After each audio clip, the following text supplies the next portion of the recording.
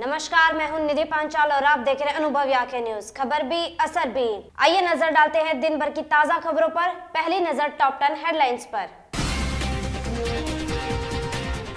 बिहार में दी burning train passenger train की 6 बोगियां जलकर खाक। पटना मोकामा पैसेंजर ट्रेन में देर रात अचानक आग लगने के कारण 6 बोगियां पूरी तरह खाक हो गईं। ट्रेन की सभी बोगियां धू धू कर जलती रहीं। हालांकि इस हादसे में किसी के घायल होने की खबर नहीं है। चीन बार बार कर रहा है भारत में घुसने का दुस्साहस। 2016 में 271 तो 2017 में 415 बार भारत में कर चुका है घुसपैठ। डोकलाम में चीनी सैनिक हुए कम। आर्मी चीफ के बयान पर चीन से साधी चुप्पी। भारतीय थल सेना प्रमुख जनरल बिपिन रावत के बयान पर चीन ने चुप्पी साध ली है। थल सेना प्रमुख ने एक दिन पहले कहा था कि डोकलाम इलाके में चीनी सैनिकों की संख्या में काफी कमी आई है। हालांकि चीन ने कहा कि डोकलाम में तैनात उसके सैनिक संप्रभुता संबंधी अधिकारों का इस्तेमाल कर रहे हैं। अमेरिका से भारत को राहत।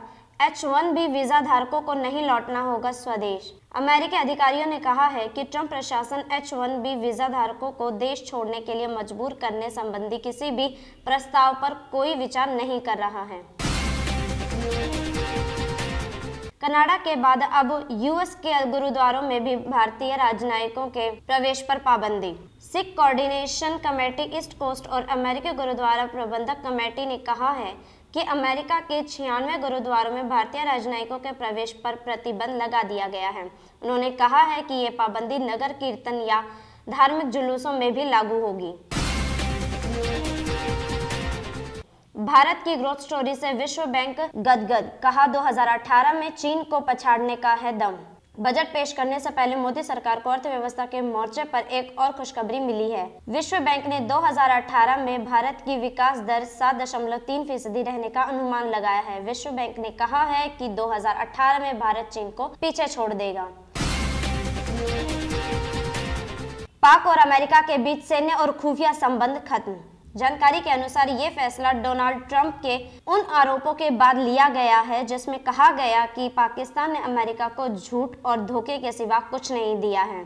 इसके बाद ट्रंप प्रशासन ने पाकिस्तान को दी जाने वाली सुरक्षा संबंधी आर्थिक मदद पर भी रोक लगा दी। कर्ज माफी में बड़ी मुसीबत। बैंकों पर कृषि कर्ज का बोझ 23% बढ़ाकर हुआ 60,000 करोड़। इस साल कृषि बैड लोन में 23% की बढ़ोतरी आई और इसमें 11,400 करोड़ रुपए की बढ़ोतरी हुई।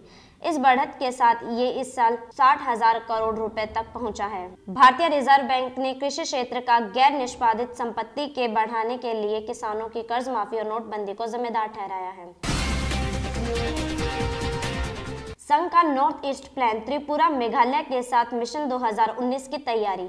राष्ट्रीय स्वयंसेवक संघ ने असम के गुवाहाटी में 21 से 22 जनवरी को 40,000 स्वयंसेवक की एक विशाल जनसभा की तैयारी की है। नॉर्थ ईस्ट के त्रिपुरा, मेघालय और नागालैंड में होने वाले विधानसभा चुनाव के साथ साथ अगले साल 2019 के लोकसभा चुनाव के मद्देनजर बीजेपी के लिए आरएसएस की ये बैठक काफी महत्वपूर्ण मानी जा रही है।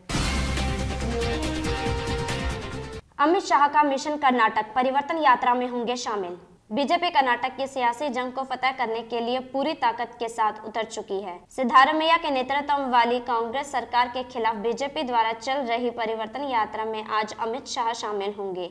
इस महीने पीएम नरेंद्र मोदी भी मिशन कर्नाटक पर पहुंचेंगे। परिवर्तन यात्रा के समापन के मौके पर वो एक बड़ी जनसभा को संबोधित करेंगे।